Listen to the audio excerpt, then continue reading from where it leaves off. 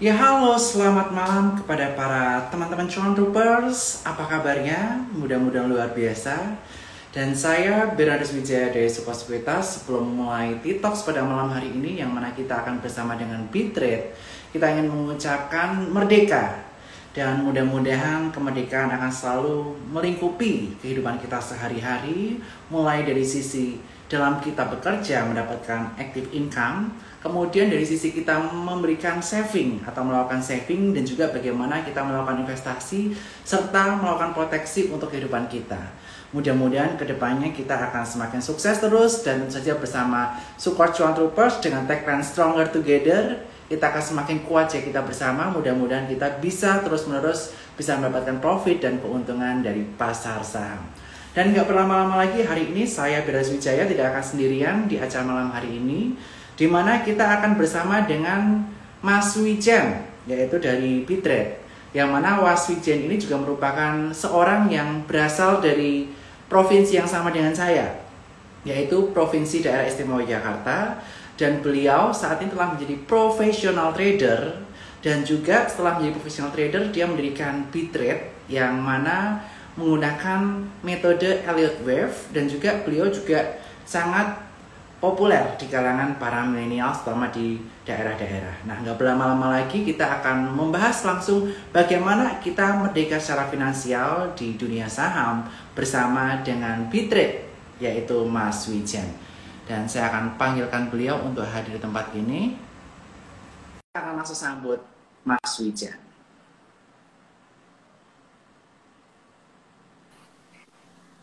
Ya, halo Mas Wijen, apa kabarnya? Halo, selamat malam Pak Bernard dan teman-teman Cuan Trooper semua. Sebelumnya saya mengucapkan Dirgahayu Indonesia ke-76, merdeka ya. Semoga kita semua merdeka, merdeka dari pandemi, merdeka dari dari finansial begitu ya. Terima kasih Pak Bernard sudah diundang di acara TikTok pada malam hari ini. Yes, sama-sama Mas Wijen. Dan hari ini kita spesial banget, di mana temanya adalah merdeka finansial. Karena kita melihat bahwa Mas Wijen ini juga merupakan seorang yang bukan berasal dari privileged family atau berasal dari kota besar, tetapi bisa survive dan sukses di capital market. Nah, mungkin kita pengen tahu nih perjalanan Mas Wijen terlebih dahulu, bagaimana mengenal capital market nih. Silakan Mas Wijen. Ya, selamat malam semuanya. Sebelumnya perkenalkan ya, saya Wijen Pontus, begitu mungkin teman-teman belum ada yang kenal. Dan saya sudah mulai trading sebenarnya Mas Bernard dari tahun 2006. Waktu itu saya masih kuliah di tingkat pertama di Institut Teknologi Bandung, begitu. Saya belajar trading di situ. Dan saya mulai dengan modal hanya 2 juta rupiah dulu. Saya ingat betul saya minjem uang dari kakak saya 2 juta rupiah. Dan dalam waktu 6 bulan 80% Mas Bernard hilang. Wow. Loss gitu ya. Oh, hilang? 80% loss, iya. Kirain cuan. Gimana tuh Pak ceritanya bisa hilang? Jadi memang waktu itu karena memang kita tidak ada mentor ya. Saya tidak ada mentor dan saya belajar otodidak. Dan prinsip saya waktu itu adalah begitu beli, turun dikit, panik, lalu cut loss, dan pindah ke saham lain, saham B, panik, turun, cut loss lagi, pindah lagi ke saham C. Terus menerus begitu selama kurang lebih 6 bulan nggak kerasa sudah tergerus modal 80%. Jadi saham modal tinggal 20% aja. Dan saya stop trading waktu itu dan saya sempat belajar ke Jakarta, dulu ke J Club begitu ya, dulu terkenal sekali J Club. Belajar berapa seminar-seminar dan workshop begitu ya, dan kurang lebih sekitar 3 bulan 6 bulan setelah itu saya mulai beranikan diri lagi untuk masuk begitu ya, dan puji Tuhan dari dana 2 juta saya pinjam lagi waktu itu 2 juta itu saya bisa membiayai kehidupan saya di Bandung ya waktu itu ya, untuk biaya kuliah maupun biaya bulanan gitu ya, dari cuan trading. Dan itu miss, dan itu memang baru bisa full biaya kuliah dan biaya bulanan tuh setelah semester ke-8 ya. Semester ke-8 itu saya bisa full untuk biaya kuliah dan biaya bulanan di Bandung. Oke, jadi awal mulanya ini karena pinjam uang dari kakak dulu ya, istilahnya ya, pinjam uang dari kakak. Betul. Supaya bisa menghidupi kehidupan sehari, tapi akhirnya boncos dan akhirnya bisa balik survive di capital market dan mendapatkan profit. Betul. Karena belajar. Dan apa yang Mas Wijen pelajari selama pembelajaran waktu itu hingga akhirnya mendapatkan profit? Jadi memang bahwa kita kalau trading itu skill, artinya teknik analisis itu nomor sekian ya. Saya melihat bahwa waktu itu saya belajar banyak teknik analisis ya. Hampir semua teknik analisis saya pelajari mas. Waktu itu ada fundamental analisis saya pelajari, technical pun beragam dari MACD, Bollinger Band, Alligator, bahkan yang terakhir Elliott Wave. Tetapi saya menyadari satu hal yang paling penting kalau kita mau sukses dalam trading itu, apalagi kita ingin mendapatkan profit secara konsisten, itu rule number one adalah satu di psikologi kita sebagai seorang trader ya. Artinya di dalam psikologi ini terkait erat sama kedisiplinan terutama. Artinya kalau kita sudah punya planning, jadi kalau sudah kita merencanakan kita ingin membeli satu saham, kita sudah budgetkan, kita sudah tentukan area beli dan sudah tentukan target ya kita harus disiplin. Itu nomor satu, psikologi dan kedisiplinan. Lalu yang kedua, terkait namanya money management dan portfolio management. Ini sesuatu hal yang menurut saya sangat-sangat penting Mas Bernard, karena banyak sekali kasus, termasuk saya dulu, waktu pertama kali saya trading di zaman kuliah dulu, itu saya membeli satu saham Startliner waktu itu gorengan, dengan semua modal saya. Jadi ketika saham itu turun ya udah saya keluar cut loss begitu ya. Nah, dan tidak hanya itu ya, ternyata setelah dari 2006 sampai sekarang saya banyak mendapati teman-teman saya yang mengalami kerugian banyak karena justru portofolionya banyaknya di saham-saham Startliner begitu ya. Sementara karakter mereka itu bukan karakter seorang trader yang bisa siap menanggung resiko yang cukup besar. Artinya mereka cenderung konservatif, tapi portofolionya mereka adalah portofolionya yang isinya saham-saham Startliner. Artinya ini portofolio manajemen juga perlu diperhatikan. Dan yang terakhir, yang ketiga adalah terkait karakter dan risk profile kita. Nah ini juga menurut saya juga menarik ya, karena waktu itu saya sempat nyoba Mas Bernard untuk investasi begitu ya. Saya beli satu saham, saya ingat betul XL, saya dulu komit bahwa saya ingin. Ternyata saya nggak sabar karena 2 tahun saya kumpulin Excel, harganya nggak naik-naik begitu waktu itu, dan akhirnya saya keluar. Ternyata karakter saya bukan seorang investor, karakter saya adalah seorang trader. Nah, ini karakter cukup penting karena kalau kita karakter sebagai seorang trader kita menjadi investor susah, karakter kita menjadi seorang investor kita paksakan menjadi seorang trader juga susah. Nah, ini cukup penting Mas Bernard. Oke, jadi yang pertama tadi kita belajar psikologi trading ya, karena psikologi trading ini sangatlah important, sangatlah penting, yang mana ini bisa mengakibatkan kita loss besar apabila kita tidak memiliki psikologi yang tepat. Dan kemudian dari Mas Wijen tadi juga disampaikan bahwa yang kedua yang penting adalah we have to understand our risk profile. Kita itu konservatif ataupun agresif. Kalau kita konservatif di saham, better jangan masuk ke saham-saham Startliner, masuklah ke saham-saham blue chips yang lebih calm. Dan kemudian yang ketiga adalah tentukan trading style teman-teman masing-masing. Teman-teman lebih cocok yang hold long term sebagai seorang investor, ataupun lebih cocok sebagai seorang trader yang lebih jangka pendek. Yang mana tadi Mas Wijen telah menyebutkan bahwa Mas Wijen ini cocok sebagai seorang trader nih. Karena waktu itu ngumpulin Excel lama nggak naik-naik, akhirnya dibuang dan pindah ke saham yang lebih cepat karena menemukan style yang tepat buat Mas Wijen sendiri. Nah, Mas Wijen nih, kalau dari trading kan kita banyak sekali nih ilmu yang kita pakai, mulai teknik analisis, indikator ABCDE, kemudian ada scalping dan lain sebagainya. Kalau Mas Wijen ini termasuk yang mana nih untuk karakter seorang trader yang seperti apa?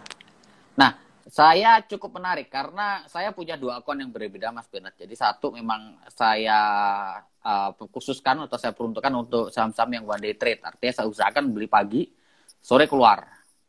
Dan yang kedua adalah saya beli untuk yang akun kedua saya belikan untuk saham-saham yang sifatnya day trading ya. Artinya saya beli hari ini mungkin bisa beli baru minggu depan baru saya jual. Jadi lebih agak panjang.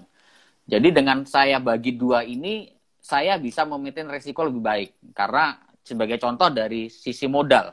Untuk modal untuk portofolio saya yang saham-saham one day trade itu saya alokasikan kurang lebih setengah.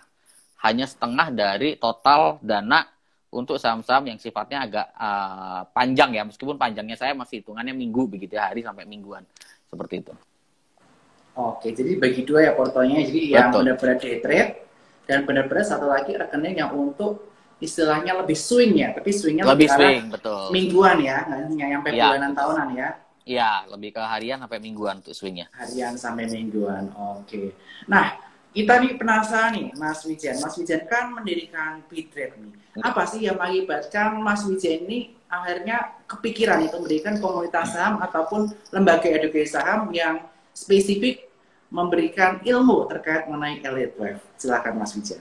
Ya, jadi waktu itu saya mulai Bitrate sama partner saya namanya Pak Halimas begitu ya, dari TB juga. Dan waktu itu kita punya pandangan sederhana. Waktu tahun 2008 begitu ya, 2008 akhir menjelang 2009. Kita berpikir bahwa suatu saat ini generasi Indonesia, terutama anak-anak muda begitu ya, ini akan menjadikan investasi sebagai gaya hidup ya. Karena waktu itu kalau kita melihat di Bandung banyak mahasiswa-mahasiswa nongkrong, kalau tidak dia belajar tentang kuliah ya, belajar gitu, atau kalau enggak ya hanya sekedar hangout. Tetapi saat itu kita belum melihat teman-teman anak-anak muda yang nongkrong itu trading. Dan kita berpikir bahwa suatu saat generasi milenial, anak-anak muda begitu ya, itu suatu saat pasti akan menjadikan investasi sebagai gaya hidup. Itu 2008-2009 saya berpendapat seperti itu. Itu yang pertama. Yang kedua adalah kita melihat bahwa investasi ini sebetulnya bisa menjadi tambahan revenue stream ya. Buat siapa saja, tidak terbatas hanya kalangan menengah ke atas begitu ya. Bahkan dari mahasiswa pun ini bisa menjadi revenue stream yang menjanjikan. Karena terbukti waktu saya mahasiswa pun keluarga saya kebetulan dari keluarga yang sangat sederhana, Mas Bernard. Jadi memang saya di kondisi waktu itu sekitar semester 8 begitu, semester 8 itu saya sangat-sangat terkendala dari sisi biaya. Artinya orang tua sudah tidak bisa membiayai saya terpaksa harus melakukan apapun lah untuk menyambung hidup di Bandung. Dan saya sangat terbantu sekali dari trading begitu. Karena trading itu ternyata bisa menghidupi saya selama di Bandung dari biaya bulanan, meskipun nggak banyak ya, sebulan 500.000 dari biaya bulanan. Lalu kuliah waktu itu satu semesternya hanya 2 juta begitu di ITB. Nah, jadi poin kedua adalah saya melihat bahwa investasi ini bisa menjadi peluang revenue tambahan ya untuk siapa saja. Tidak hanya terbatas teman-teman dari menengah ke atas, tapi semuanya. Bahkan yang menarik Mas Bernard, kalau kita melihat sekarang ya, saya melihat tren investasi itu sudah mengarah ke teman-teman yang baru mulai kerja begitu ya, bahkan teman-teman yang dari latar belakang pendidikan yang memang sebetulnya beraneka ragam begitu ya, seperti itu. Jadi ada dua hal yang membuat saya tertarik untuk bikin Bitrate. Waktu satu saya melihat bahwa ke depan teman-teman generasi milenial ini harus dan punya peluang untuk menjadikan investasi sebagai gaya hidup, itu yang pertama. Yang kedua, kita punya visi ingin menjadikan investasi sebagai revenue stream tambahan untuk semua masyarakat, semua lapisan masyarakat. Tidak hanya menengah ke atas, tapi semuanya. Seperti itu.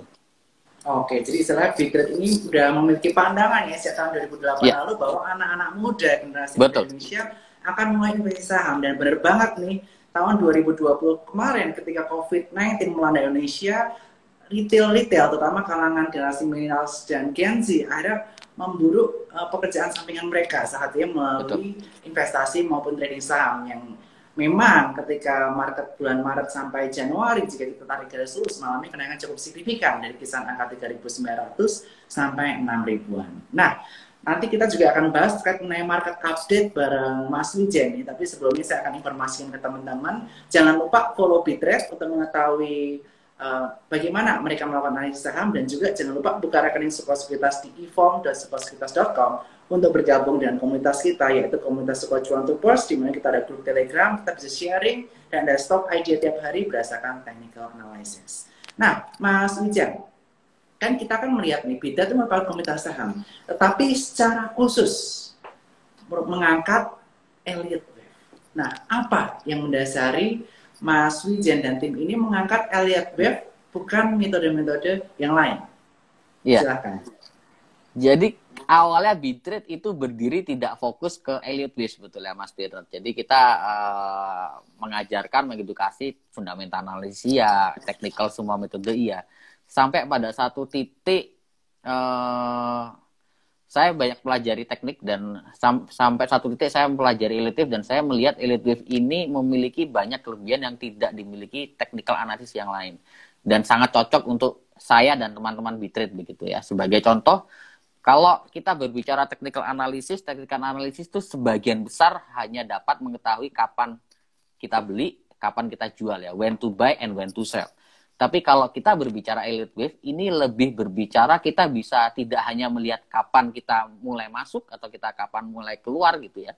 Tapi kita tahu ke depan, pergerakan ke depan tidak hanya 1-2 langkah ke depan, tapi bisa sampai 3-4 langkah ke depan. Jadi kita mendapatkan view gambaran yang lebih luas dan lebih jauh ke depan begitu. Itu kelebihan elite wave yang pertama. Yang kedua adalah waktu itu ketika saya menggunakan technical analysis yang biasa ya seperti MACD, DMA, volume analysis, candlestick termasuk dan pola-pola yang lain, itu saya punya kendala satu. Saya punya kendala yaitu ketika saya beli, saya kebingungan, seringkali kebingungan. Ini saya mesti jual di harga berapa ya? Nanti kalau misalkan sampai harga sekian, nanti harganya akan kemana ya? Bakal naik lagi atau bakal turun lagi gitu. Jadi saya tidak tahu harga ini akan ke berapa dan nanti setelah target itu tercapai akan kemana. Nah, elite wave bisa menjawab. Jadi ketika kita berbicara elite wave, kita tahu. Misalkan kita lihat IHSG, IHSG ini arahnya akan ada potensi ke 5850, 5950. Meskipun 1-2 hari ini akan rebound terbatas. Tapi arah ke situ. Setelah 5850, 5950 nanti akan naik lagi. Mungkin untuk tahun depan kita bisa lihat IHSG ke 68 sampai 7000. Artinya kita bisa melihat jauh ke depan. Yang ketiga, kendala yang ketiga yang saya dapati dari teknik analis yang lain adalah saya melihat bahwa ketika saya menggunakan technical analysis biasa, itu saya punya masalah yang luar biasa dan saya rasa banyak dialami oleh teman-teman traders juga dan teman-teman cuan troopers dari Sukor juga ya, yaitu ketika harga turun dan saya tidak sempat cut loss, saya harus ngapain? Nah, ini pertanyaan besar yang dulu sempat jadi tanda tanya besar untuk saya. Karena kalau kita pakai technical biasa, begitu kena level cut loss, begitu kita nggak bisa cut loss, kita kebingungan. Dan seringkali akhirnya kalau kita cut loss, harga habis itu nggak lama rebound. Nah, ini jadi problem. Kalau elite wave, enggak. Jadi elite wave bukan berarti menjamin 100% akurat ya, tentu tidak. Tetapi dengan elite wave ini, setidaknya kalau harga turun ke bawah level stop loss, dan kita harus cut loss, ternyata kita tidak bisa cut loss begitu, maka elite wave akan memberikan next skenario-nya. Artinya, ke depan ini lebih baik kita lakukan apa? Apakah kita tunggu harga rebound dikit, baru kita jual, atau sebaiknya kita ketika turun, kita nambah lagi. Nah, hal-hal inilah, jadi beberapa hal ini yang membuat saya dan teman-teman memutuskan, wah kayaknya nih elite wave salah satu teknik analisis yang so far sampai hari ini menjadi teknik analisis yang cukup komprehensif begitu ya. Oleh karena itu, dari 2012 lebih tepatnya, kita fokus untuk melakukan edukasi elite wave. Dan 2012 kita banyak lakukan edukasi ke teman-teman institusi. Taspen kita pernah lakukan training ke teman-teman Taspen, lalu jam sostek dulu, belum BPJS pernah, beberapa dana pensiun, aset manajemen kita pernah lakukan edukasi terkait elite wave. Dan terakhir kita pernah lakukan edukasi ke divisi treasury Bank Jawa Barat dan divisi treasury untuk Citibank gitu ya. Ternyata mereka pakai juga elite wave. Dan ini quite interesting. Kurang lebih itu Mas Bernard. Oke, luar biasa banget. Jadi elite wave ini memiliki kelebihan ya, dimana kita tidak hanya melihat pola secara kecil, dimana kalau kita teknik analisis, biasanya kalau kita udah naik bentuk base baru kita tahan, tapi kalau dia breakdown the base, kita harus buang barangnya supaya kita bisa mengamankan profit yang ada, atau kalau misalnya kita telat ikut di base terakhir, kita bisa stop loss, membatasi risiko. Tapi buat teman-teman yang terlambat stop loss, dengan elite wave itu kita bisa memprediksi ya Mas ya, kira-kira kedepannya pergerakan harga sahamnya seperti apa, sehingga kalau misalnya nanti cut loss-nya terlalu dalam, kita bisa misalnya averaging down posisi, nanti kita bisa lakukan penjualan di area yang lebih menguntungkan daripada kita cut loss terlalu dalam. Nah, kalau untuk elite wave sendiri ini metode yang paling penting, caranya gimana sih untuk melihatnya nih Mas, secara simpelnya nih, supaya ada kisi-kisi sebelum teman-teman nanti bisa DM ke Bitrade nih buat lebih detail terkait mengenai elite wave. Silakan. Oke, thank you Mas Bernard. Jadi untuk elite wave pada dasarnya tidak susah untuk dipelajari ya. Itu karena elite wave hanya berdasarkan pola ya, chart pattern. Jadi kalau teman-teman mungkin di cuan troopers mengenal ada istilahnya head and shoulder, lalu ada triangle begitu. Actually pada dasarnya elite wave pada dasarnya pola juga ya. Hanya polanya kita berbentuk gelombang. Gelombangnya 1, 2, 3, 4, 5 ABC begitu ya. Jadi tugas kita adalah melakukan identifikasi sekarang ini harga sedang bergerak atau sedang berada di gelombang apa. Apakah sedang di gelombang wave 4 misalkan. Karena kalau kita sudah tahu, oh ini di gelombang wave 4. Berarti nanti harganya harusnya naik nih bikin gelombang wave 5. As simple as that. Tugas kita hanya identifikasi. Jadi itu satu, terkait pola gelombang. Gelombangnya ada wave 1, wave 2, wave 3, wave 4, wave 5, wave A, wave B, dan wave C. Lalu yang kedua, untuk menguasai elite wave, sebetulnya cukup sederhana, yaitu elite wave itu terkait erat sama yang namanya Fibonacci ya. Jadi kalau teman-teman belajar elite wave sudah pasti nanti akan mempelajari namanya Fibonacci. Fibonacci yang digunakan ada Fibonacci retracement, ada Fibonacci projection. Itu tuh gunanya apa sih? Gunanya untuk mengukur target. Misalkan kita tahu setelah wave 1 naik, maka harga akan kembali progresif bikin wave 2. Wave 2 ini kira-kira koreksinya atau turunnya di Fibonacci berapa sih begitu ya?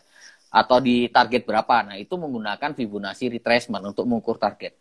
Lalu setelah wave 2 ini selesai, maka harga akan naik lagi bikin wave 3. Untuk menentukan target wave 3 ini kita gunakan namanya Fibonacci projection. Jadi Fibonacci kita gunakan untuk mengukur target. Lalu yang ketiga, dasar dari elite wave yang cukup penting. Tadi kita udah berbicara pola, yang kedua berbicara Fibonacci begitu ya. Yang ketiga, dasar dari elite wave itu adalah berbicara psikologi massa, herd behavior. Ini quite interesting. Sebagai contoh seperti ini. Di salah satu teori elite wave menyatakan bahwa ketika harga sudah berada di akhir uptrend begitu ya, di akhir gelombang wave 5, ini biasanya berita-berita bagus bertebaran di mana-mana, lalu banyak sekali orang yang tiba-tiba rekomendasi, terus kesannya sangat euforia ya. Dan itu selalu terjadi. Itu selalu terjadi ketika harga berada di puncak uptrend. Sebagai contoh yang baru saja terjadi itu adalah terkait saham-saham berbasis teknologi ya. Waktu itu sebelum Bukalapak IPO sangat booming sekali. Tapi tidak lama setelah itu, setelah berita itu keluar banyak, tiba-tiba harga-harga saham di sektor teknologi pelan-pelan terkoreksi. Lalu awal tahun kita tahu terkait saham-saham farmasi ya. Waktu itu ramai sekali tentang berita vaksin, Pak Jokowi sedang divaksin. Lalu banyak sekali orang yang rekomendasi saham-saham KF dan INAF. Padahal posisi harga sudah di atas. Tidak lama setelah itu harga bergerak turun. Sama halnya ketika Elon Musk. Berita Elon Musk terkait Inco dan Antam begitu yang mau bangun pabrik. Itu beritanya sangat luar biasa, gencar, dan banyak rekomendasi. Justru ketika harga sudah dekat-dekat puncak. Nah ini namanya psikologi behavior ya, mass psychology begitu ya, herd behavior. Dan ini selalu berulang. Begitu juga kebalikannya. Kebalikannya sebagai contoh, ketika harga sudah berada di akhir downtrend, ini biasanya justru berita-berita buruk bertebaran. Jadi 3 hal itu tadi, 1 berbicara pola, 2 mengenai Fibonacci, yang ketiga berbicara mass psychology atau mass behavior. Seperti itu Mas. Oke. Jadi ada 3 teknik ya yang saya sampaikan. Jadi pertama belajar mengenai pola dulu, elite wave 1 sampai 5 ABC.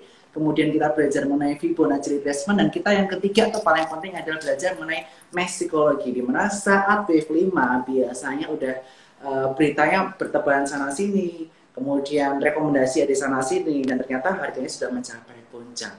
Nah, ini yang perlu diwaspadai buat teman-teman. Dan nanti untuk belajar elite wave bisa ke Bitrate, dan jangan lupa buka rekening Suko di e-form.sukosekuritas.com, dan mudah-mudahan kita bisa segera kolaborasi ya Mas Wijen ya, bareng Suko Sekuritas. Karena di sini Cuan Troopers itu host akan ilmu. Kita senang banget belajar, dan maybe next time kita hari Sabtu kita sering adain webinar. Kita webinar tentang elite wave. Siapa yang tertarik silahkan komen nih. Ayo. Gitu. Jadi kalau banyak tertarik, kita adakan webinar gratis buat Cuan Troopers, buat khusus nasabah-nasabah Sukor ya. Jadi untuk teman-teman nasabah Sukor, kita akan kasih edukasi gratis terkait elite wave ya. Oke Desi, dicatat ya Desi ya. Nanti mungkin teknik analisis di bulan ini kita belajar tentang elite wave supaya knowledge kita bertambah dan kita nggak nyangkut di pucuk. Kalau kita nyangkut di pucuk, kita tahu gimana exit strateginya. Nah, kemudian nih Mas Wijen, kan kita udah membahas nih mengenai skenario elite wave, Fibonacci retracement, dan juga mengenai mass psychology. Nah, untuk saat ini nih IHSG kira-kira pergerakannya akan sideways karena dia barusan jebol di 6.100, ataukah masih ada potensi turun lagi nih? Dan bagaimana mass psychology untuk saat ini? Jadi untuk IHSG sendiri saat ini kecenderungannya masih, saya melihat secara mass psychology masih 50-50 ya. Artinya ada berapa yang sudah mulai bearish, ada yang masih optimis. Tapi yang perlu teman-teman perhatikan ada di level support yang cukup penting, yaitu di level 6042 ya.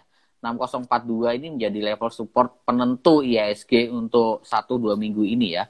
Karena jika ISG itu jebol ke 6042, itu idealnya ISG harus kembali tuh koreksi dan harus menyelesaikan wave C dari wave E dengan target 5850 sampai 5950. Jadi kalau kita berbicara besarnya nih Mas Bernard ya, dari awal tahun gitu, awal tahun 2021 sampai sekarang itu cenderung ISG kita sideways sebetulnya. Sideways itu kalau teman-teman cuan troopers bisa cek di chart, itu sideways-nya berupa berbentuk triangle begitu ya.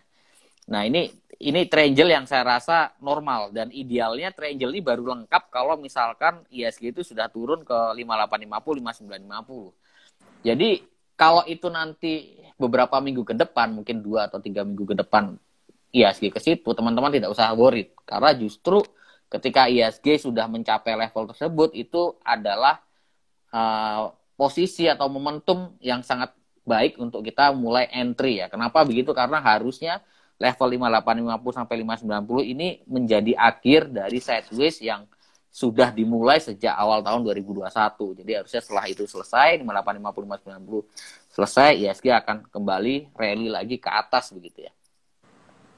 Oke, jadi emang koreksi itu merupakan koreksi wajar ya, karena saat ini market masih sideways dan membentuk triangle sehingga ada potensi koreksi, tapi kedepannya masih trennya bullish ya sampai akhir tahun, Mas. Masih bullish. Ya, saya sepakat masih bullish, Mas Bernard. Target akhir tahun berapa untuk ISG dari Bitrate? Untuk kita melihat untuk target konservatifnya di ISG di sekitar 6.500 untuk konservatif. Untuk idealnya di sekitar 6.700, 6.800 untuk akhir tahun ini. Oke, jadi idealnya jadi kita kasih target 2 yang konservatif dan ideal ya. Konservatif 6566 ya. Betul. Ya. Okay. Optimis kita 67, 68 lah. Oke. Nah, ini sekarang ini pasti banyak yang tertarik nih, karena tentu saja millennials, Gen Z banyak yang sangat suka sama saham-saham digital. Tapi sejak salah satu perusahaan yang sangat besar market cap-nya dan dia raise dana di kisaran angka 21-22 triliun listing, ini mengubah behavior dari pergerakan saham-saham kaitannya mengenai teknologi ataupun kaitannya mengenai saham-saham digital banking. Nah, kira-kira bagaimana potensi saham-saham teknologi digital banking ini? Akankah dengan kondisi belakangan yang terjadi ini mengakibatkan Indonesia sulit untuk menyusul Amerika Serikat yang mana 25% market cap-nya berasal dari tech company, ataukah ini hanya merupakan koreksi wajar? Silakan Mas Wijaya. Ya, kalau memang melihat dari apa yang terjadi beberapa hari ini ya terkait saham-saham teknologi terutama buka begitu ya, memang terkoreksi cukup agresif. Ini sebetulnya kita melihat kalau dari Bitter kita melihat bahwa tren emiten-emiten berbasis teknologi dan juga tren emiten-emiten perbankan digital begitu. Ini tidak hanya berhenti di saat ini saja. Artinya ke depan justru kita melihat ke depannya beberapa tahun ke depan justru ini akan menjadi sesuatu hal yang sangat menarik ya untuk diperhatikan, karena mau tidak mau tren ekonomi dunia terutama di Indonesia ini trennya juga mengarah ke digital ya. Kita bisa melihat dengan kondisi pandemi 1,5 tahun terakhir semuanya arahnya semua ke digital, dan ini mau tidak mau arahnya akan seperti itu. Sehingga kalau kita berbicara peluang beberapa tahun ke depan, kita optimis ya. Dari Bitter kita optimis bahwa saham-saham digital, saham-saham digital banking, lalu saham-saham berbasis teknologi, ini masih akan uptrend. Apalagi kalau kita perhatikan di tahun ini rencananya kan Goto juga mau IPO begitu ya. Ini sesuatu hal yang menarik. Tetapi yang perlu diperhatikan adalah tinggal berbicara timing to buy-nya. Jangan sampai kita beli pas di pucuk begitu ya. Seperti contoh di saham buka. Saham buka memang ini menarik untuk diakumulasi, tetapi akumulasi tidak waktu di harga di atas 1.000. Mungkin di sekitar level 700, 800 itu menarik untuk kita mulai akumulasi. Beberapa saham-saham digital perbankan juga kita lihat juga masih menarik, Mas. Kita melihat terutama bank-bank yang besar ya, seperti Agro begitu ya, AGRO, lalu BRIS. Itu yang mulai switching ke digital, itu juga bisa untuk diperhatikan seperti itu. Oke, thank you. Jadi kaitan dengan digital ini merupakan koreksi wajar ya, karena istilahnya naiknya rally udah cukup panjang.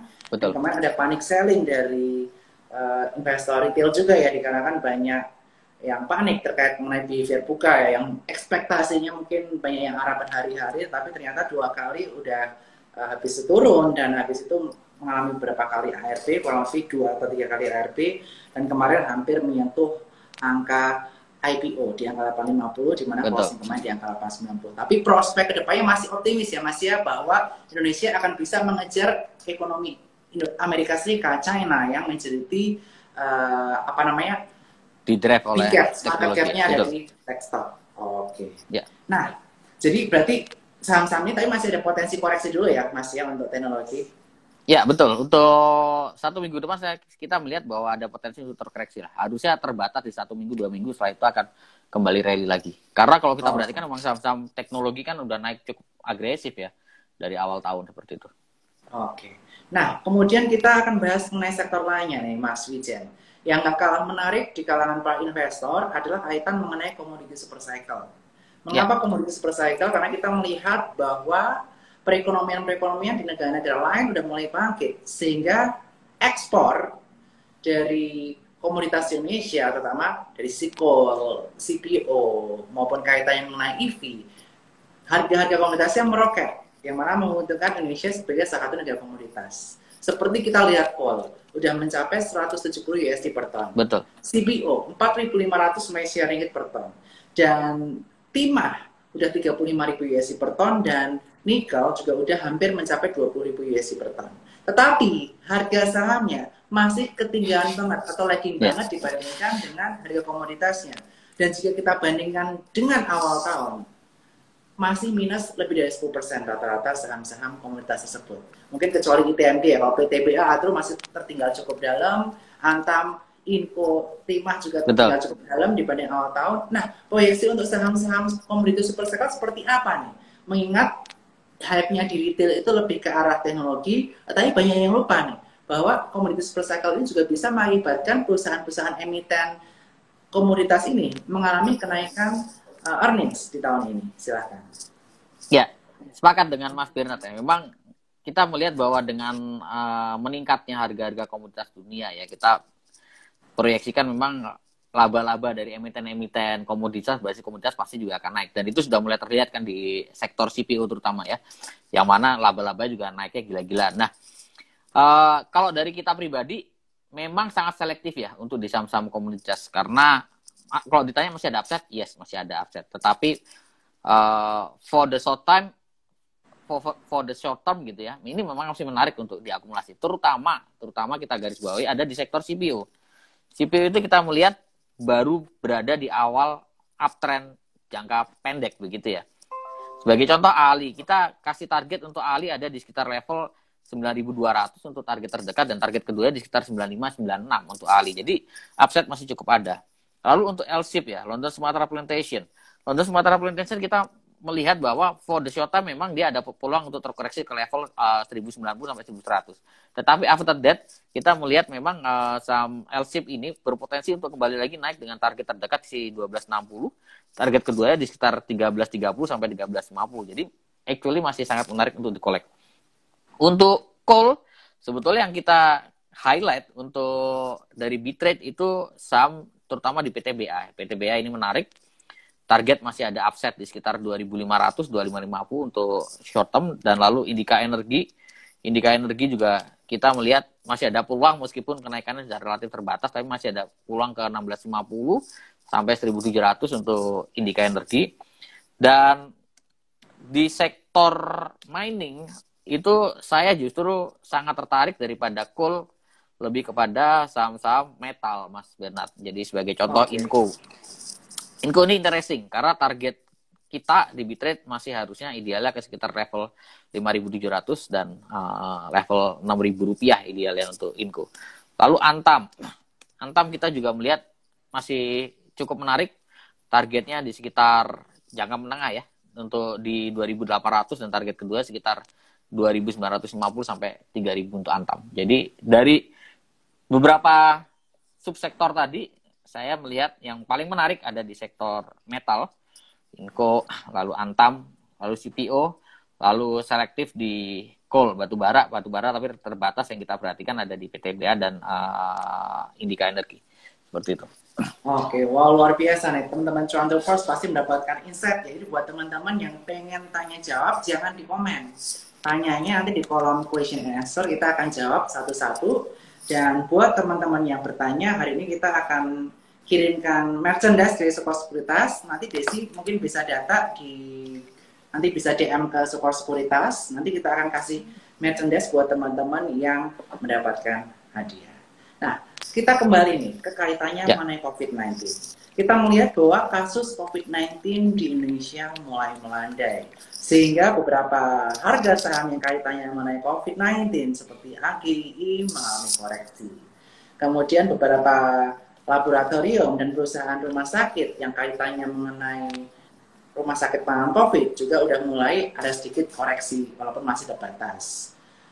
Nah, pandangan Mas Wijen, bagaimana untuk healthcare sektor dan juga laboratorium ataupun yang kaitannya mengenai COVID-19 untuk saat ini nih, silakan. Ya, pada dasarnya kalau kita melihat di sektor-sektor healthcare yang dan terkait dengan healthcare begitu ya, itu posisinya memang dia terkoreksi sudah hampir 1 bulan begitu ya, dari pertengahan Juli sampai sekarang. Tetapi kita melihat ini koreksi wajar loh. Ini bagian dari uptrend begitu ya. Artinya koreksinya sementara, nanti setelah koreksi ini selesai dia akan kembali naik lagi. Sebagai contoh yang saya ambil adalah di AGI, tadi kebetulan disebutkan sama Mas Bernard. Nah, koreksi yang terjadi di AGI sejak tanggal 30 Juli sampai kemarin begitu, ini koreksi wajar dari wave B begitu ya. Kalau kita perhatikan dari relatif itu ada wave A-nya naik, lalu ini wave B, lalu dia akan naik lagi bikin wave C. Di mana target wave A-nya, puncak wave A itu di tanggal 30 Juli kemarin. Jadi kalau turun dari 30 Juli sampai sekarang ini adalah koreksi wajar sebagai bagian dari wave B begitu. Dan idealnya memang target wave B ini berkisar di sekitar level 1.300-an ya. Dan kemarin lowest di hari Senin itu sudah di 1325. Artinya ini sudah mendekati target-target koreksi ideal dari wave B. Setelah wave B ini selesai, harusnya AGI akan kembali lagi naik. Targetnya ke berapa? Minimal ke puncak yang sama dengan puncak wave A. Kalau puncak wave A tadi di akhir Juli, tanggal 30 Juli, maka minimalnya akan ke situ, yaitu ke sekitar level 1825, atau bahkan mungkin lebih, di sekitar 1850. Itu sebagai contoh untuk AGI, begitu ya. Lalu, untuk farmasi gimana Pak? Kayak misalkan KF atau laboratorium di Prodia, begitu ya, PRT ya. Sama. Jadi koreksi yang terjadi misalkan di Prodia, yang itu sudah terjadi di sejak tanggal 12 Juli begitu. Ini bagian dari wave 4. Jadi kalau kita berbicara elite wave ada 1, 2, 3, 4 dan 4 ini adalah korektif. Setelah wave 4 ini selesai dia akan running wave 5. Pertanyaannya sampai berapa Pak koreksinya di PRDA? PRDA masih akan terkoreksi tapi harusnya relatif terbatas ke sekitar level 6.500 sampai 6.700. Setelah itu dia akan rebound. Jadi overall bahwa untuk sektor healthcare ini betul, saya sepakat. 1-2 minggu ke depan masih akan ada peluang terkoreksi. Tetapi setelah itu perlu diperhatikan karena ini adalah akhir dari koreksi jangka pendek. Setelah itu harga akan kembali rebound lagi. Jadi entry price-nya kurang lebih 1-2 minggu lagi lah untuk kita mulai bisa akumulasi beli untuk di saham-saham healthcare ini. Oke, nah menarik banget nih kaitannya mengenai saham-saham healthcare. Nah, kemudian kita akan bahas nih, di mana beberapa saham kemungkinan akan melakukan right issue, terutama saham-saham yang kaitannya mengenai bank digital, karena dari peraturan OJK, per akhir tahun ini modal minimal 2 triliun dan per akhir tahun depan 3 triliun. Bahkan ada beberapa bank yang cukup ambisius ya, yang mana nanti menargetkan modal untuk perusahaannya itu di atas 5 triliun atau bank buku 3. Kira-kira bagaimana tanggapan mengenai aktivitas right issue yang akan dilakukan oleh emiten-emiten terutama kaitannya mengenai bank digital ini, Mas Wijan? Ya, tentu dengan ada ketentuan baru dari OJK ini terkait permodalan dari bank-bank begitu ya. Tentu ini akan memaksa bank-bank yang kecil untuk menambah modal ya, entah itu right issue maupun hal yang lain. Dan menariknya adalah ketika ini terjadi, itu biasanya akan ada pergolakan begitu. Ada pergerakan di harga-harga saham tersebut ya. Nah, terkait untuk saham-saham saham-saham bank digital itu sebetulnya koreksi yang terjadi rata-rata memang terkoreksi dari awal Agustus begitu sampai sekarang rata-rata terkoreksi itu koreksi yang sifatnya normal ya. Saya melihat ini agak ada kemiripan antara saham-saham digital maupun dengan sektor healthcare ya, di mana Penurunannya juga sama, kurang lebih dari akhir Juli sampai sekarang begitu. Dan ini bisa diperhatikan untuk mulai diakumulasi ya. Tapi memang kita harus sangat-sangat selektif. Sebagai contoh, satu saham yang menurut saya menarik untuk diperhatikan terkait digitalisasi bank digital itu BABP, MNC Bank. Itu menarik untuk diperhatikan di level area di antara 400 sampai 420. Itu menarik sekali. Karena harusnya BABP ini akan kembali naik lagi ke harga 500 begitu ya. Lalu ada lagi Baca. Baca ini juga menarik Bank Kapital Indonesia untuk bank-bank yang kecil begitu ya. Area beli menarik di sekitar level 410 sampai 430, which is sekarang udah 450, artinya sudah hampir mendekati area-area beli dari Baca. Dan tidak hanya Baca saja, tetapi ini berlaku untuk sebagian besar saham-saham yang kecil yang lain, seperti BKSW ya, yang sempat naik sampai 390, lalu sekarang posisi 248, itu mestinya turun ke sekitar level 230, itu mulai menarik untuk diperhatikan begitu ya. Nah, artinya ketika saham-saham digital ini untuk beberapa hari ke depan terkoreksi begitu, ini bisa diperhatikan untuk mulai diakumulasi begitu ya. Nah, kebetulan memang kalau saya hanya memperhatikan di BABP, kebetulan saya juga ada rencana untuk masuk BABP, lalu di BACA gitu, dibaca. Oke, BABP dan BACA nanti bisa kita masukkan buat list. Thank you buat insight-nya nih. Dan sekarang kita akan masuk ke Q&A, boleh ya Mas Wijannya? Kita boleh. Buat teman-teman, biar kita interaksinya luar biasa. Kita akan langsung tanyakan. Nah, ini kaitannya mengenai perusahaan yang satu grup dengan Bukalapak, ikut terseret. Bagaimana peluang untuk MTEK dan SMA ke depannya? Silakan. Ya. Oke. Sebentar. Kalau posisi MTK nih memang posisinya sudah koreksi, sedang berada di wave C harusnya. Dan support untuk MTK ada di sekitar level 2000 sampai 1950. Jadi tunggu aja kalau mau entry MTK sebaiknya tunggu di level 2000 sampai 1950 dekat gitu. Untuk target MTK harusnya setelah level 2000-1950 ini tercapai begitu ya. Ini harusnya MTK ada peluang untuk kembali lagi loh. Kembali lagi ke berapa? Minimal ke sekitar level 2350 sampai 24. Target keduanya ideal sekitar 26 sampai 27. Jadi kalau ada teman-teman yang ada posisi kebetulan di atas begitu ya. Ini kalau misalkan MTK nanti satu minggu ke depan turun ke level 2000 atau di bawah itu bisa melakukan untuk average down. Nanti dengan catatan keluaran di sekitar level 2400-an atau kalau mau sedikit spekulatif di level 2600-an. SMA ini menarik karena harusnya kita akan lihat 1-2 hari ke depan SMA akan reversal begitu ya. Karena posisi SMA ini sedang berada di akhir wave C dari wave 4. Artinya kalau wave C wave 4, setelah wave 4 ini selesai, SMA ini akan rebound, bikin wave 5. Targetnya minimal di 2450 sampai 25. Minimal. Kalau break 25, nanti arahnya bisa ke sekitar level 2700. Area beli yang disarankan berapa Pak untuk SMA? Kalau kita melihat support kuat SMA ada sekitar 1750 sampai 1800. Jadi itu adalah area beli yang terbaik untuk SMA. Begitu Mas Bernard. Wow, menarik banget nih SMA ya, yang secara teknikal, secara reward lebih menarik dibandingkan MTEK. Nah, betul. Kita akan ke pertanyaan lainnya lagi nih Mas. Tadi kita belum bahas saham blue chips nih. Mungkin ini banyak investor-investor yang lupa nih sama saham blue chip. Saya juga lupa nih bahasnya sama Mas Wijan. Kira-kira saham-saham di sektor perbankan besar dan juga seperti Astra, Telkom, adakah yang menarik untuk kita koleksi untuk saat ini? Karena mengingat mereka udah cukup tertinggal dibandingkan indeks, di mana LQ45 year to date turunnya lebih dari 10%. Sedangkan IHSG masih turun sekitar 1-2%, masih tipis sekali. Kira-kira gimana Mas Wijan? Untuk saham big cap saya melihat yang paling menarik ada di Astra. Ya, Astra itu menarik karena kemarin baru break ya. Hari Jumat kemarin baru break 4980 begitu ya, dan ini resisten cukup kuat. Dan harusnya selama Astra tidak turun 4830, jadi 4830 bisa kita jadikan level stop loss begitu. Ini harusnya arah Astra minimal ke 5350 sampai 54 minimal. Idealnya ke sekitar level 5500 untuk jangka pendek ya. Kalau buat jangka mediumnya, ini harusnya Astra masih bisa lari ke sekitar level 6050. Jadi target 6 bulan ke depan harusnya masih bisa ke sekitar level 6000 sampai 6050 untuk Astra. Astra itu paling menarik kalau menurut saya.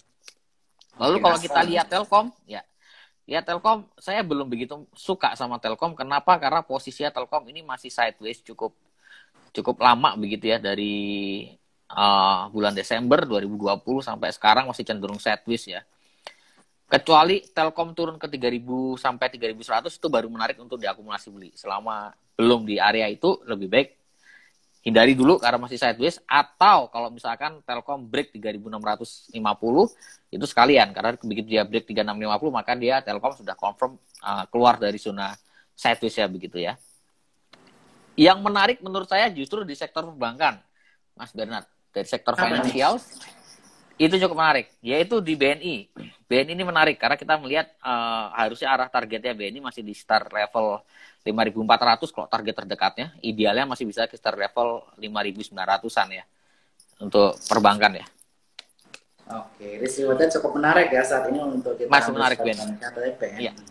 Karena BNI ini untuk flat issue-nya kan masih belum confirm ya dibandingkan dengan BRI yang udah pasti flat issue. Dan BNI ini PBV-nya juga book value-nya secara fundamental paling murah dibandingkan. Paling murah, betul. Oke, kita bahas ya Mas Wijen untuk saham-saham lainnya. Di sini ada yang mau nanya nih mengenai dua kertas yang juga downtrend sekali, yaitu INKP dan juga Tekim. Yang mana harga pulp and paper emang secara industri, secara internasional juga mengalami penurunan. Kira-kira prospeknya seperti apa nih untuk industri kertas Tekim dan INKP? Oke, yang perlu kita perhatikan bahwa keduanya ya, baik Tekim sama INKP, posisinya kan sedang berada di downtrend yang cukup lama begitu ya. Sudah terjadi downtrend dari awal tahun ini. Dan kita melihat bahwa untuk kita bahas Tekim dulu ya. Untuk Tekim ini kita melihat ada peluang untuk Tekim masih akan mampu terseret ke level 6.000-an ya. 6.000 sampai 5.800 untuk Tekim. Itu area supportnya.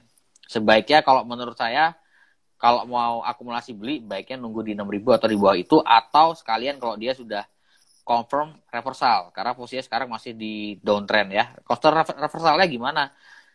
Dia akan confirm reversal kalau misalkan Tekim bisa kembali lagi ke atas level 7.000. Kalau dia mampu break 7.000 maka dia confirm sudah reversal. Selama itu belum confirm, sebaiknya nanti dulu wait and see, atau sekalian nunggu kalau misalkan Tekim di bawah 6.000 baru mulai akumulasi pelan-pelan. Kalau INKP posisi juga sama. Ini arahnya sedang downtrend cukup akut begitu ya, cukup berat. Dan kita melihat bahwa INKP ini ada potensi juga ke level 5.700 sampai 6.000. Ya, jadi sekarang masih di 6.400-an untuk INKP, arahnya masih downtrend.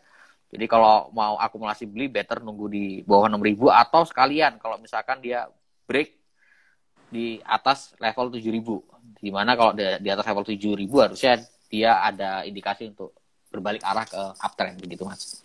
Oke, jadi emang kita tunggu reversal pattern-nya dulu ya, karena masih downtrend akut ya untuk kedua saham tersebut. Jadi better wait and see terlebih dahulu untuk para investor maupun trader terutama terkait mengenai saham kertas ini.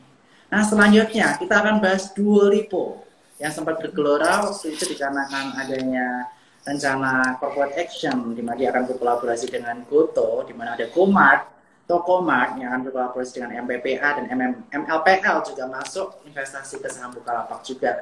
Kira-kira bagaimana pandangan terkait mengenai Duo Repo, MPPA dan MLPL? Oke, untuk MLPL nih problemnya dia udah jebol 482 ya. Itu support cukup kuat dan kemarin tutupannya di 470 ya. Artinya ini arahnya masih akan turun loh ke harga 400-an. Meskipun untuk besok atau lusa ini ada potensi untuk rebound dulu ke sekitar level 490 sampai 500. Tetapi ini rebound sementara begitu ya. Setelah itu harusnya arahnya dia akan kembali lagi turun ke sekitar level 430 target pertama, target kedua di 400. Jadi arahnya memang downtrend. Jadi uh, rekomendasi dari saya adalah kalau ada posisi sebaiknya sell on strength kalau udah 490 atau di atas itu, atau spekulasi beli tapi sangat-sangat berisiko sekali untuk MLPL. Untuk MPPA ini saya melihat ada support cukup kuat di harga 740 sampai 720, dan sama halnya dengan MLPL, artinya harus 1-2 hari ini kita akan melihat MPPA ini juga harusnya rebound. Tetapi reboundnya ini juga posisinya masih di wave 4 dari wave C turun begitu ya. Artinya reboundnya harusnya terbatas ke sekitar level 850 sampai 860 target pertama, target kedua di level 900. Artinya setelah MPPA ini rebound ke 850 atau maksimal 900 arahnya MPPA akan kembali turun lagi ke sekitar level 680-700. Jadi kesimpulannya untuk 1-2 hari ada potensi buat rebound ke sekitar level 850-860, tetapi untuk 2 minggu ke depan arahnya masih akan cenderung turun ke bawah level 700 untuk MPPA. Mas Bedar. Oke, nah sebelum kita ke closing statement dari Mas Wijen nih, ini banyak banget ya tadi komen satu saham ini termasuk di Q&A nih, yaitu saham Buka yang ramai banget di market. Kira-kira bagaimana projection secara elite wave maupun secara teknikal untuk saham Buka ini? Silahkan. Oke. Berhubung Buka ini baru IPO, jadi saya tidak bisa memberikan analisis elite wave. Tetapi secara umum dari teknikal, kita melihat bahwa koreksi yang terjadi di Buka kemarin hari Senin, itu memang dia hampir mendekati harga IPO. Tetapi volumenya sudah mulai mengecil. Artinya kita melihat bahwa downside risk dari Buka ini harus sudah relatif terbatas. Support di berapa? Di level 850, support pertama, support kedua di 800 ya.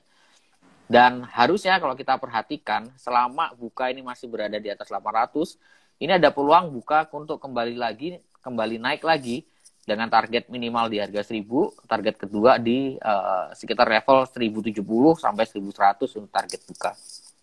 Kesimpulannya adalah kalau misalkan belum ada posisi, sebaiknya nunggu Buka di 850 atau di bawah itu untuk mulai akumulasi, atau kalau sudah ada posisi sebaiknya nanti exit di sekitar level 1000, 1070 atau 1100 untuk saham Buka. Oke, dan intinya sekali lagi yang Mas Wijannya, kita kalau mau beli itu jangan FOMO, kita harus punya trading maupun investment plan, jangan asal harga di atas, di pucuk ya.